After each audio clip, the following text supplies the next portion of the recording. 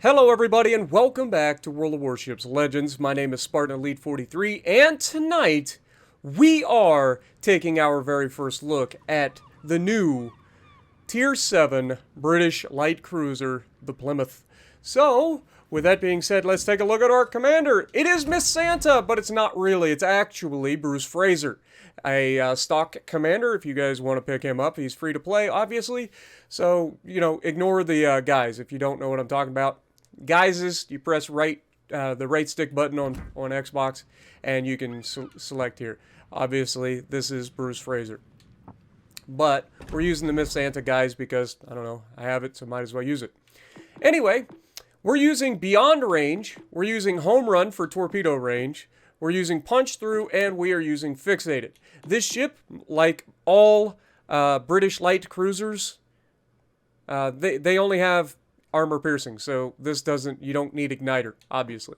So, and obviously you don't need to see torpedoes from a longer distance, so making your torpedo range is really the only option there. You could go steering gears here, though I don't think it's honestly going to help you that much. And Fixated gives you better shell grouping and dispersion, so it's a win-win.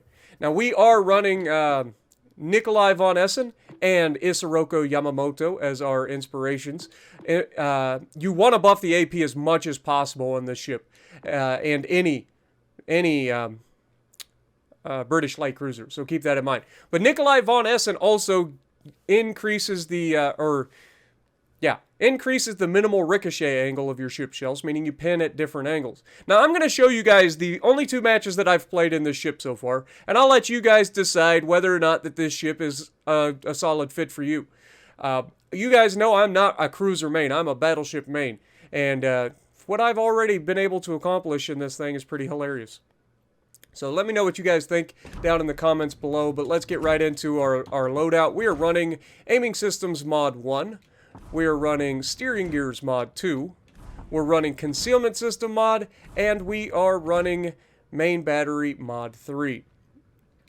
Now, you could potentially swap this for a double steering gears, but honestly, I don't think you're going to get it that much better. I think currently it's like 6.7, so it might go to a 4-second. We'll have to take a look at that. But anyway, we got... we're not running the radar, we're running the smoke. You could trade the smoke for the radar, or you could trade your sonar for a defensive AA. I don't recommend that because your AA isn't that great, so defensive AA, I don't recommend. Keeping sonar is a big deal for when you're in smoke. It helps protect you from potential torpedoes, because we all know that smoke screens attract torpedoes. They're literally torpedo magnets. Though you do have 4 heals with this build, because we have fully packed, and we also have 3 smokes. Now, our smokes are actually pretty solid. They're not the longest duration smokes, but they do seem to come back relatively decent time period as well. So keep that in mind. The radar is a massive radar, by the way. It is a 9.9 kilometer 40 second duration radar. If you get close enough, and I've seen some people, I'm going to go ahead and throw out Durka. I'll leave a link to his channel down in the comments below. I know Durka, he likes to run the radar Mino and the radar Plymouth and the radar Edinburgh. And the radar gives your team an extra buff, and you got to be very, very good to be able to work with that. Because these ships just don't have any armor. So it's not like the Edinburgh. This thing does not have a 30mm bow like the Edinburgh. It has no armor. So it's more like the Mino, except it doesn't seem to get dev struck like the Mino. At least in the 2 games that... Keep in mind, I've only played this ship 2 games, alright? So everything that I say about this, you got to take it with a grain of salt. But we've already absolutely dominated in this thing, and you guys know I'm not a cruiser player. So this thing's kind of strong, other than the fact that it doesn't have any armor. But it's got a good radar if you guys choose to use that. It's actually just an absolute disgusting radar at 9.9 kilometers in 40 seconds. That is literally the radar that was just on the freaking Des Moines that they had to nerf because it's too powerful. I'll let you guys decide what you want to do with that information.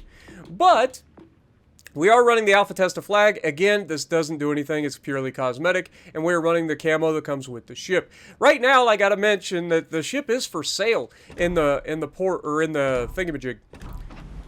I don't think it was just me, But it's literally, oh, god dang it, it's not there anymore.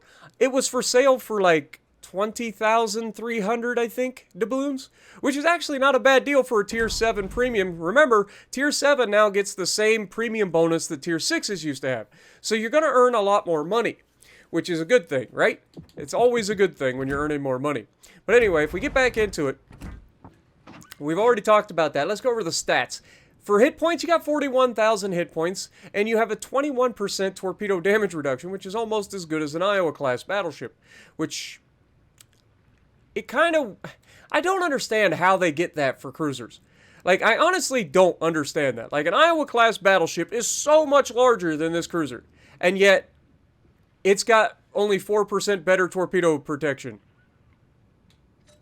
Doesn't make a whole lot of sense to me, considering generally torpedo protection goes by the thickness of the ship. And, I mean, it's a cruiser. So how does it even compare to battleship torpedo protection? Anyway, main batteries, you get 152 millimeter 50 caliber BL Mark 23s. You get 16 of them. That's the big deal here. 16 guns. Now, the downside is they're in quad turrets, which means every time a turret gets knocked out, which actually hasn't happened. We've only lost a turret once, and that was temporary, so I don't think it's going to be that big of an issue. But what is an issue is the turret traverse. Now, these guns with a booster, we were running a booster, by the way, just in case you didn't see that. I do recommend running the Epic Battle Booster to increase your speed and your firing range, so keep that in mind. That is what we are running. But 17.2 kilometer firing range, if you try to extend the range out past that, you're going to be struggling to hit targets. However, at 17 kilometers, if you're getting good shots on like stationary battleships, you're getting plunging fire. And with the build that we've got on this thing, plunging fire on battleship decks is disgusting. I absolutely wrecked an Amagi earlier. I think he ended up going broadside, which didn't end up helping him at all. But we also got some good plunging fire on a Jean Bart in the first match. Of course, you guys are going to see all this when we have the double feature here. I don't normally do double features for a first look, but in this case, I'm going to make an exception because I think both games kind of showcase what this thing's capable of. Now, the downside of the quad turrets is the fact that you have a 25.9 second 180 degree turn time. Now, you could buff this through perks and stuff, but you really don't want to. You want to go for buffing the penetration, the pin angles, and all of that to try to get the most out of this ship. And I learned this the hard way through grinding the British light cruiser line up to the Edinburgh. I hated that line. Hated that line. Edinburgh itself wasn't too bad. I didn't mind that particular ship, but for the most part, hated the line. Until I was told you need to use Von Essen to increase those ricochet angles. And then I was like, well, that makes sense. And then from then on, like, the pins that you get on the angles that you get them is hilarious. But the reload time is pretty special here. We do have it down to 5.7 seconds. So keep that in mind. Also, did I actually run fully packed?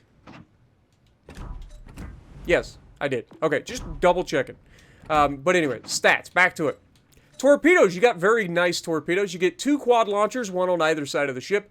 Reload time of 96 seconds, which is actually not bad. It's not amazing, but it's not bad. They do 16,767 damage. They're spotted at 1.3 kilometers, and they have an 11 kilometer range because we took that torpedo perk. So keep that in mind. The home run torpedo perk. But they're not the fastest torpedoes in the world, so keep that in mind. They're not slow, but they're not fast. They're kind of right there in the middle at 62 knots. Alright, so for AA defense, again, not the greatest AA in the world, and I'll go over why. 20mm Oerlikon Mark 5s, you get 24 of those doing 73 damage, but they are only 2 kilometers in firing range. So they don't start shooting until something is directly overhead.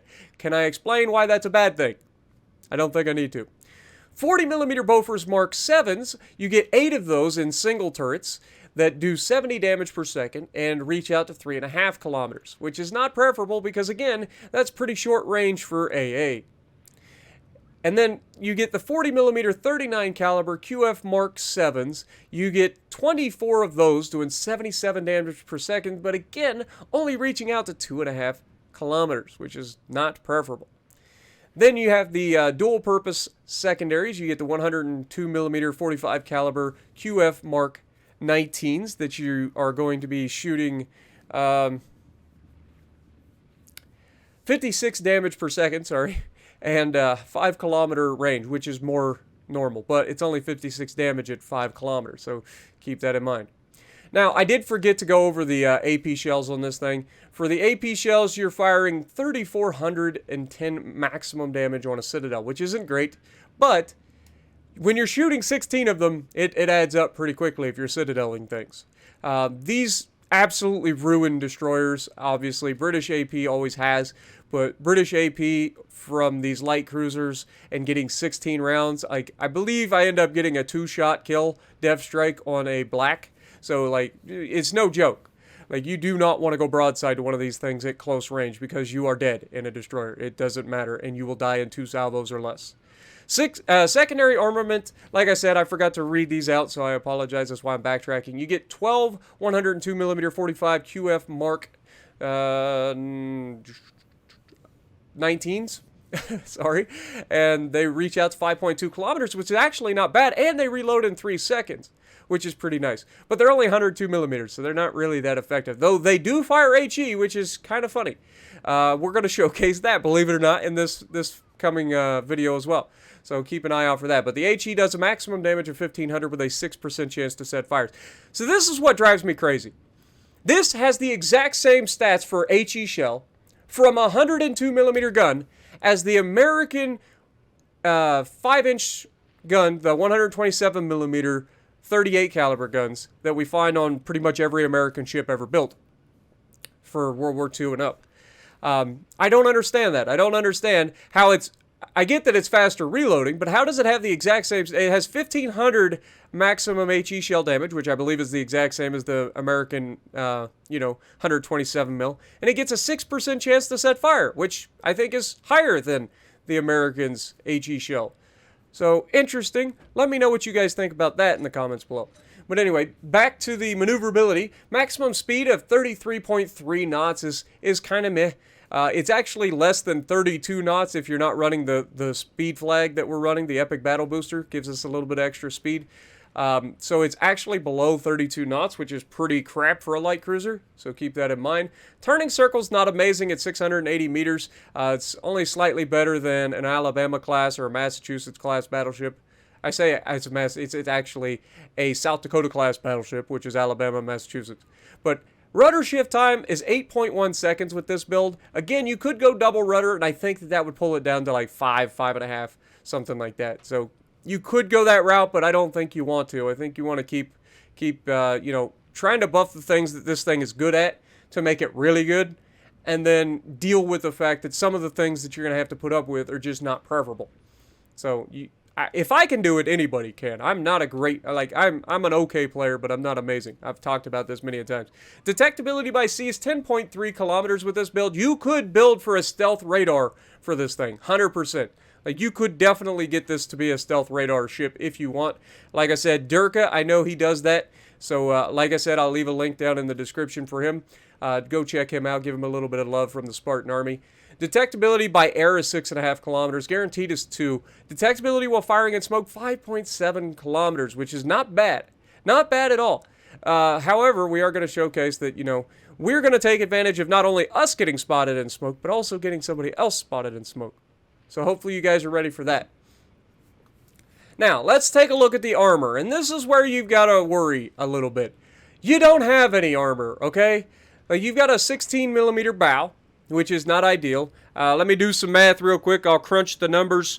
A little 16 times 14.3 gives us 228mm guns, meaning any battleship caliber guns in the game are going to overmatch you. Why is that important? Well, you'll see in the video that we end up having an Azuma right off our bow, and while I was pretty confident the Azuma overmatched me, I wasn't 100% sure, so I played it safe, and it was probably a good thing, because he probably would have dev struck me through the bow. So keep that in mind. Due to the nature of the ship, there really isn't any armor. Like, it's not a very large ship, and a lot of the ship sticks out of the water. So keep that in mind. There's a lot of ship for people to shoot. Now, if we get rid of the armor profile here, you can see it does have a raised citadel, just like pretty much every British cruiser out there. So keep that in mind. It is also an exposed citadel, meaning it is literally right on the edge of the ship, meaning you could potentially citadel this thing with Battleship HE, which is hilarious. So keep that in mind. Now, it's not as raised as some of the freaking British cruisers, and that's going to come in handy for me in the match in particular. So let me know what you guys think.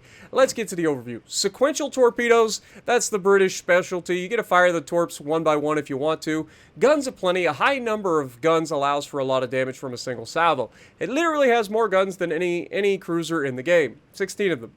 Well, actually, I lied. Atlanta has 17 guns, but you can only ever fire a broadside of 16, I believe. Trying to think. I could be wrong. Maybe it has 16 guns and you can only ever fire 14 of them. That sounds right. That sounds right. So it has the same amount of guns as Atlanta class. But Atlanta has, you know, double turrets. So keep that in mind, I think. Pretty sure. They should be the 5-inch 38 double turrets. Anyway, flare for piercing, equipped with AP shells only.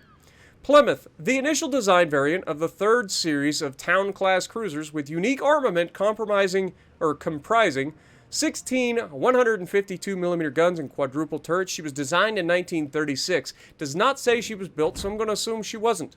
But she is a decent-looking ship, other than the fact that she's kind of busy. It's a small ship. Everything's kind of clustered together. This leads to some problems. You got a lot of superstructure above the deck that can be wrecked. The only time you're ever going to win a bow-in engagement is against other cruisers that don't overmatch you. So keep that in mind. If you go up against like the British heavy cruiser, I think the British heavy cruisers have large enough guns to overmatch your bow, because they have the weird high caliber or the larger size. They're like 8.2 inches or 8.5 inches or something like that. So keep that in mind. I could be wrong. Maybe it's just the one British cruiser that's at like tier 5 that you'll never find that overmatches. But let me know. I'm trying to go by memory, guys. You guys know this. But anyway, it's a decent looking ship, other than the fact it's just really, really busy. Like there's not a lot of ships, so they cluster a whole bunch of stuff in there. But you see the superstructure is rather large, so against cruisers you're going to be getting chunked even when you're bow in with AP and HE. So keep that in mind. It does have a decent heel. The heel's not amazing, but it is decent. It's not the super heel you're used to on Edinburgh or a Mino, but it is a decent heel. And you get 4 of them, right? Or 3 of them, sorry. But that being said, you also have, decent enough armor to go up against most cruisers, as long as you're not broadside, clearly. And then the DPM of this thing for armor piercing, if you get broadsides, is disgusting. So, yeah. With that being said, let's get to the gameplay. Alrighty, so we, as I said, are going to have a double feature. This first match isn't going to be the most damaged game in the world, but it is literally my very first match in this ship, and I was doing a bit of feeling out, and so keep that in mind throughout the fight. We'll go over some of the good things I did, some of the things that I wasn't sure about, and I probably played this a little bit too passively, but we make up for that in the second game, so stick around, and I promise you're going to have a good time. But, yeah, so right off the bat, we're going to try to take a position behind this little island in front of us to the right. It's well known for light cruisers, especially. Even battleships occasionally use it to get crossfires across the map early in the game. But you've got to be willing to relocate. You can't just sit here the entire game most of the time. You need to relocate, win a side, and then you can either come back and support to contest the cap, or you can continue the push around the enemy and get into their cap. This game is going to be a classic on Haven. It is that our left side is going to overload their left side, and then their right side is going to overload our right side. And with all that in mind, let's get this party started. Now, the one downside is, on this particular map, you do miss out on some of the crossfire potential here, but watch these first couple of salvos on this Jean Bart. These are auto-aim salvos, but it's going to be at such a range that it's going to be coming almost straight down. This is what we call plunging fire, folks, and with the amount of penetration that these shells tend to have, watch the damage that we're going to get just coming straight down in through the superstructure and deck. Immediately 5,200 damage. That is nasty for plunging fire. Sure, it's not Citadels, it's not Balti out here Citadeling as Jean Bart at this range, but still nasty considering these are 152mm guns, which you wouldn't think would have that much penetration at that range. But New Orleans, we start looking at him. You can see I'm already starting to have a little bit of issue. I did use my smoke, and you might be thinking, well, Spartan, you're behind the island. Why would you use your smoke? It's simple. There's a plane behind me. This is a carrier match. So I don't want to get into a situation where the planes are spotting me, and then I get blapped by these battleships, because if I can shoot over the islands, they can shoot me back from over that island. So definitely don't want to get spotted here and, you know, give up too much health early in the game. Here we're having a little bit of trouble with the auto aim, but, you know, it's to be expected. You can see I'm trying to target the Alabama now. I know that the Alabama has a lot of deck space that is just absolutely chewable when you're shooting AP from this kind of range, so I'm trying to get those shells to land on the deck and potentially superstructure. We've got a Malfi on our right side. There's a lot of targets, but they're all kind of like moving away from us. So you can see I'm not going to be able to sit here for much longer. I'm going to have to start thinking about getting out. You can see black is moving away as well. There's a cruiser and a smoke screen that we can't see. I believe it's a Fiji. It's just that there's a whole lot of people over there, but there's nothing that I can really affect consistently. So instead, I make the decision to go ahead and push up this left side. We've got numbers on this side. Obviously, you can see the amount of people that are on the other side of the map. You can see here I'm checking my torpedo range. It just goes to show you I had no idea what I was doing yet. This is literally first game out. But we're going to pull out of the smoke, immediately get spotted by the airplane, which just goes to show why I used the smoke. But Amagi is just kind of begging for it here, and he's going to make the worst play he could possibly make, which is end up going broadside to me. Now, my teammates got him stuck in the mud right now. He's not able to do much of anything, but watch the amount of damage we're able to put on this guy. He starts to reverse, which is, you know, kind of a normal thing to do.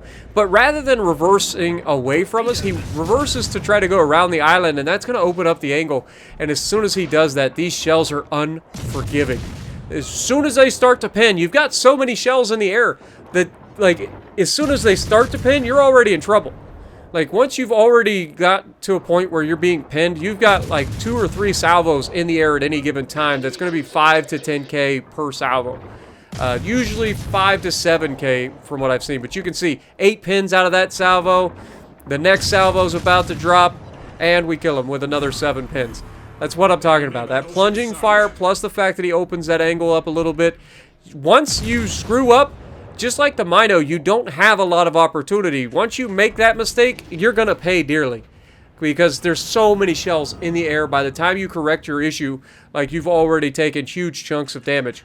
They may not do a lot of damage all at once, but, you know, you get hit 30, 40, 50 times because you get caught. And it adds up.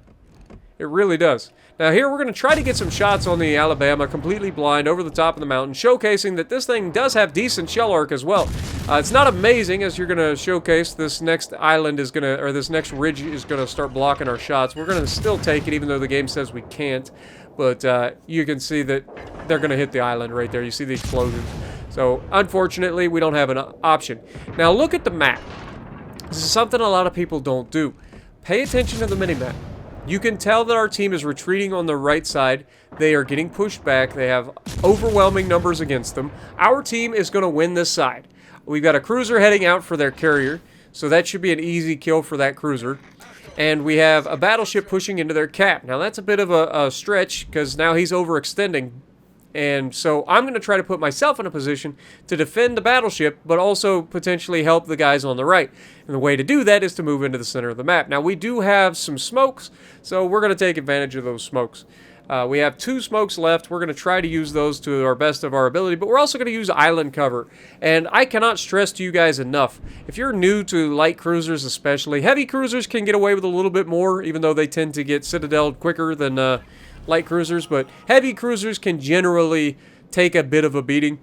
Light cruisers, you get caught sleeping, not using island cover, you're asking to be death struck. Like, that is what it is. Speaking of heavy cruisers getting punished, he actually eats all those torpedoes, which is just embarrassing. But you can see Jean Bart's starting to reverse out. He's trying to get over here to affect the battleship. So we're going to try to chew him up. We've got an island here. We actually have a teammate about to ram us, which is not ideal. But we slip past him. We're going to use the island covers the best we can to try to get our guns to bear. Now, I am going to try to get all the guns to bear here, because the more guns, the merrier. We have 16 of them. We are not spotted, though by the time I get all my guns to bear, I will be spotted. Now, the good news is I'm 11 kilometers away. He's not likely to focus me. You can see I'm not spotted currently, but I'm very close. I am incredibly close to getting spotted here. But we do get away with it for now. And you can see I start landing shells into his superstructure here, and then I just commit. I'm like, okay, screw it. We're going for it. We're going to start moving just in case. Now, the one thing you'll notice is that these British cruisers don't get propulsion mod, and that's because it's basically built into the cruisers. They get it automatically, so they essentially get an extra mod to make up for their squishiness. So keep that in mind. So you can basically run a double concealment with propulsion mod, essentially, if you're running these British cruisers. But we start reaching out to the Amalfi. He's going to not like that, so he's going to start turning away again. That guy's actually going to survive until the end of the match. So, unfortunate, but it is what it is. He's not going to push us, unfortunately. I thought he was going to try to push in, but you tap him a couple of times, he starts turning out and starts running. The mines is moving up. We also have the Fiji here as well. We're going to try to put ourselves in a position to take advantage of this Fiji. And I think I kind of screwed the pooch here because I think we wait a little too long. We could have caught him, but you can see he's already starting his turn. So you can see I'm just like, screw it. We're going to go ahead and start. Well, he's already turning out. We go ahead and smoke up. And we are able to pin him, but we're not getting those citadels that I was hoping for. So, as he turns away from us, the one downside of having AP only is when cruisers or battleships not so much because you can farm their superstructures for quite a bit, but cruisers especially, once you saturate their superstructure with AP, like you're not going to get a lot of damage, and if they've got HE, they can actually tear you apart while bow in. It's one of the big downsides of these ships like the Mino and the Edinburgh and the Plymouth. All these AP only cruisers, Stalingrad's another one. You can't really get away with farming while people are bow in. If people go bow in and they keep their armor straight on, you're only going to get so much. So here we see the mines coming. We've set a nice little trap for them. We have pulled out of our smoke, unfortunately, but it's okay because we don't anticipate this fight lasting very long. He's a broadside mines. He's got a raised citadel. I'm anticipating citadels here, but unfortunately that's not the case. We do get 10 full pins, so even without citadels, look at the amount of health we're stripping off this man. There's 10k per salvo every time. And he shoots HE at us and we just laugh at him. He ends up getting touched by a battleship right as, maybe it was a cruiser that helped us shoot him, but ends up getting touched right as we hit him again. So unfortunately didn't get all of that last salvo of damage, but still a pretty solid hit. You can see Amalfi's still alive. We've got the Fiji out here. Fiji doesn't have any health, so our battleship's going to be able to take him. He's spotted, so it's not going to be very long, or our cruiser's going to be able to finish him off easily. So cruiser gets a shot out and does finish him off. Indy coming in clutch. And then we're going to see the Amalfi out here. He's just going to run away. There's a destroyer out here as well, but honestly, I don't think we ever actually get a chance to shoot him. Maybe we do. I don't think so, though. But yeah, this game's pretty much over, so I'm just going to go ahead and save you guys the drama. There's not much left for me in this one, and we'll get to the next one.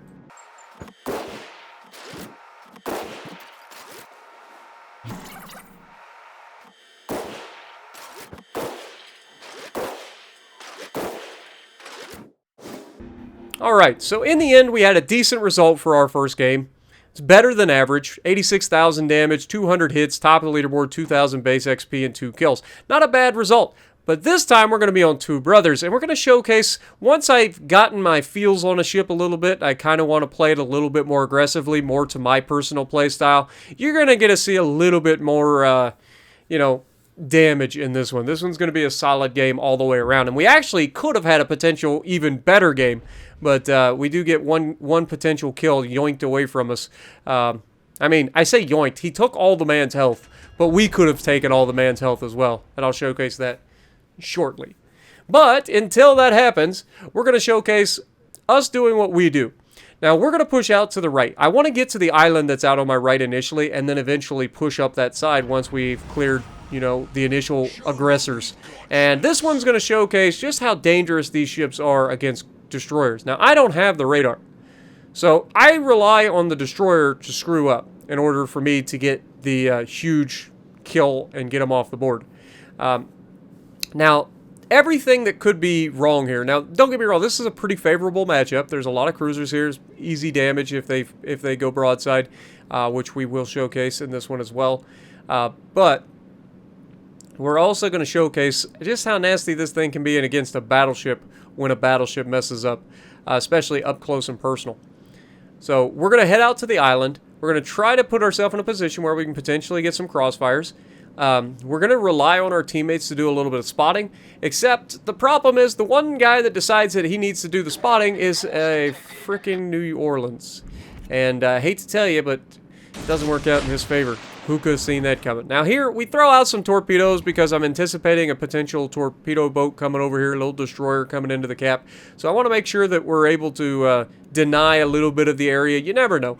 You throw the torps out there, you hope for the best. They're 11 kilometers, you never know what you're going to hit. But Fiji smokes up immediately. Georgia's pushing in. We've got the Azuma going wide. And there's a destroyer on his way over to this cap because he's actually going to get spotted shortly, surprisingly enough. But New Orleans already lost all of his hit points. You can see I'm going, oh boy.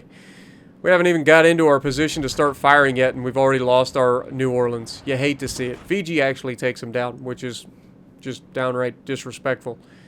But Georgia's starting to get a little bit overconfident, and that overconfidence is going to be a problem for him, as we're going to demonstrate shortly.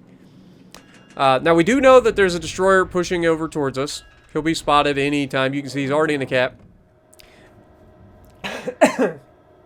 Sorry. Enemy destroyer detected.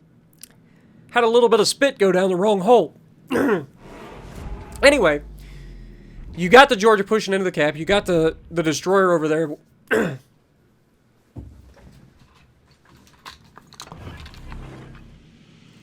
Smoke generator activated. Okay. Had to get a drink of water.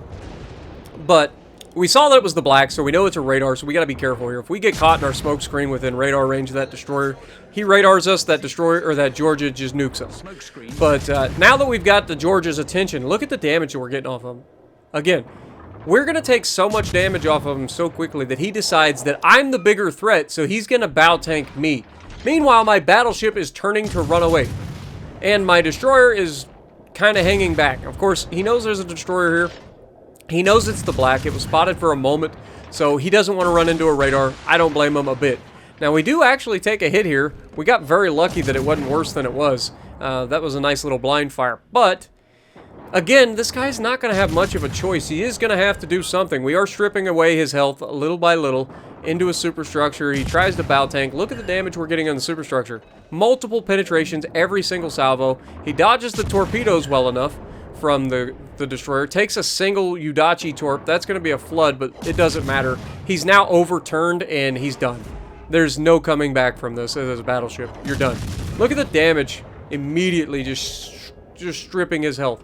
And I already know he's dead, so we turn away from him and start engaging the Fiji. Now, catching a Fiji at these kinds of ranges is usually a recipe for disaster for the Fiji.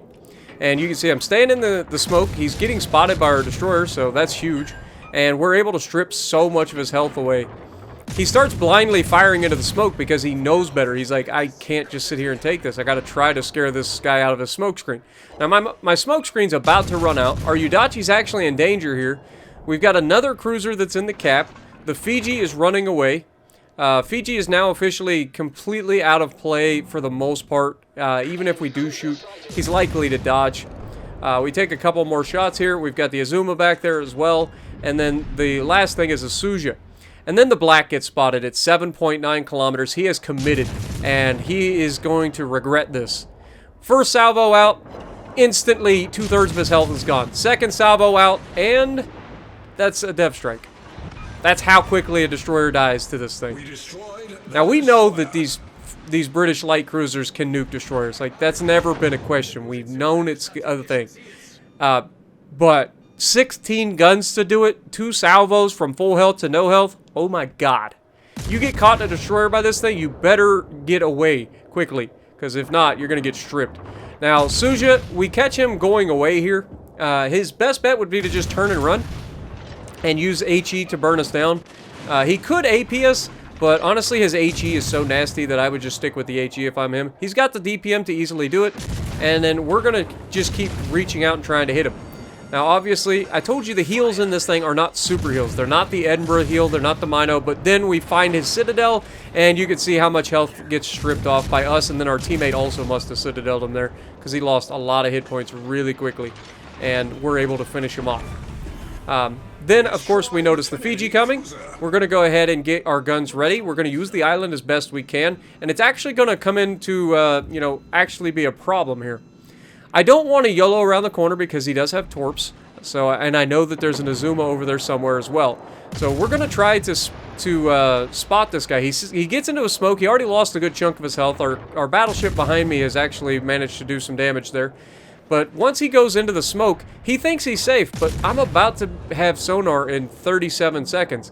What I'm actually going to do is I fire my guns at him when I back away from the island. That gets me spotted and baits him into firing, which means now he is spotted and we get to shoot him. And unfortunately, he knocks out one of our guns, so we're not able to kill him, but our battleship ends up killing him instead, which again denies us a potential kill and is going to result in us missing out on the Kraken. But we still have an opportunity. We got a full health Azuma here, and I'm going to do this Azuma dirty. Now, this thing actually has secondaries that reach out, what was it, 5.5 kilometers, I think, or maybe 5.2 kilometers. Well, watch what we're about to do to him. The Fiji put down a smoke screen, right? So I don't need to use my smoke screen. I can just pull into the Fiji smoke screen. Luckily, smoke screens work both ways, folks. So I can literally just pull into the smoke screen and then sonar this Azuma. That's going to allow my battleship to shoot him, but also me. Now, I was hoping to get into the smoke here before I get spotted, and I do make it. Azuma is sitting right there. We're going to go ahead and anticipate a bit of a turn. So we drop the torps off to the right just a little bit. And I do believe we end up catching him with a single torp here. But we're going to go ahead and we don't want to fire our guns because he will see us. And we know that his battleship guns will absolutely wreck us at this range. So we don't want to take that chance. We just want to let our secondaries whittle away. Look at him. Look at him. He's literally staring at our smoke screen and going, oh my god, this guy's shooting his guns and can't be spotted. It's actually my secondaries. But we are getting some damage. Our torpedo hits him. He is starting to make the turn, and I'm like, oh my god, any second he's going to open up enough and we're going to annihilate him. Little do I know, the Yudachi finally decided to do something in this match. And he ends up just absolutely smashing the Azuma before we can get the angle to really chunk him. Which is really unfortunate. Now, the next part of this, I'm not going to lie, is a little bit frustrating. I'm going to look at this as this Yudachi, and I'm going to tell him to go to Charlie. Why is that? Well, simply, he is sneaky as crap. He can deal with a battleship if the battleship decides to come back, and he can capture the base. He's quicker than me.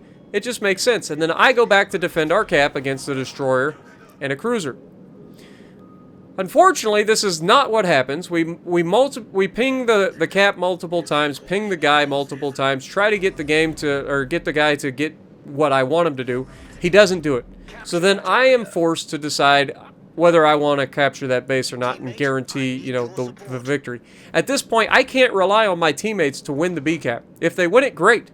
But I can't rely on that. So I need to take the cap. And so if he's not willing to do it, we are going to be the one to capture it. So yeah, you can see I'm just like, okay, well, at this point, I pinged the base. Nobody's responding. I've got to make a choice. So I'm like, if you want something done, you got to do it yourself. So I break away. Everybody else is going back to the cap. We don't need everybody there. If they win that, great. If not, I'm going to go back and defend the cap. Now, their battleship, if you look, the last time he was spotted, he was turning around to come back. And this is worst case scenario for me.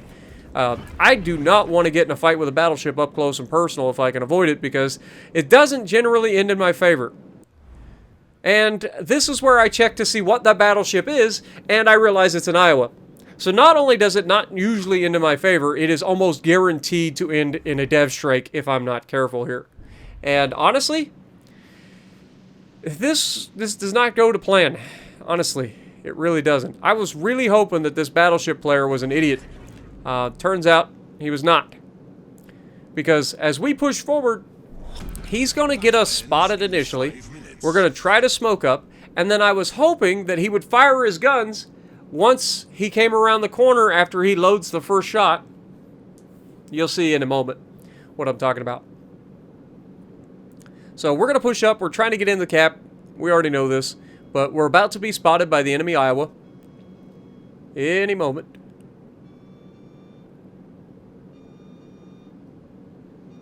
I guess our detection's quite a bit outside that island, so we've got a little while.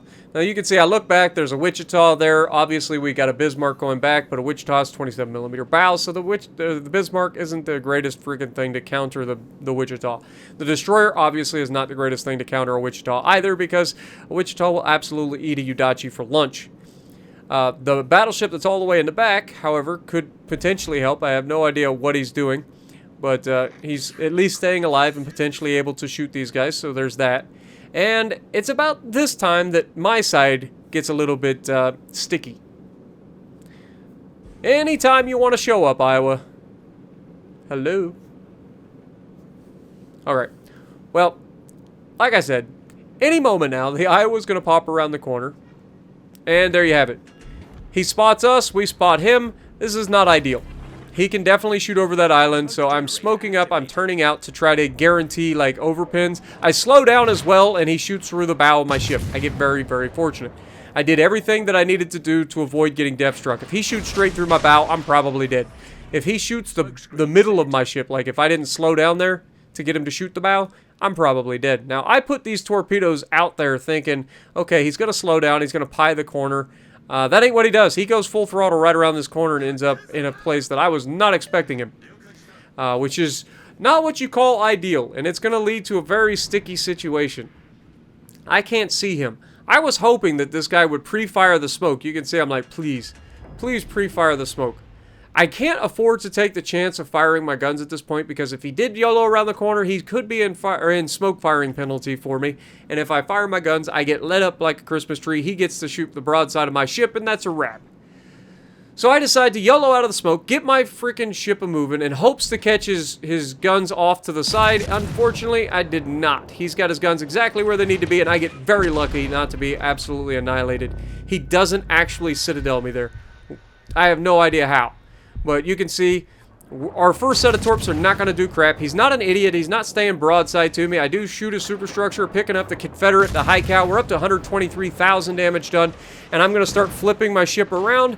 I'm going to try to get my torpedoes off if we can. But this thing does not have the best torp angles in the world. It's definitely not a French boat. But we're going to go ahead and spam the torpedoes as quickly as I can, because I anticipated getting just smashed there. And it never actually happened. It was actually quite the opposite of what I thought was going to happen. But as he opens the angle, he's also going to eat these torpedoes, and that's the end of his game, and the end of the game overall. 149,000 damage done, 4 kills in our second game in the ship. Not a bad result. 237 targets hit with the main guns, 3,200 base XP, Confederate, high cow, dreadnought, and a depth strike. You'll love to see it. So let me know what you guys think about the Plymouth down in the comments below. Is it a ship that you're looking to pick up? It is on sale right now for I think it's 20,300 doubloons. So let me know if you guys enjoy it. And if you like what I'm doing, punch the like button, leave a comment below, subscribe to the channel if you haven't already, and as always, I will see you in the next video.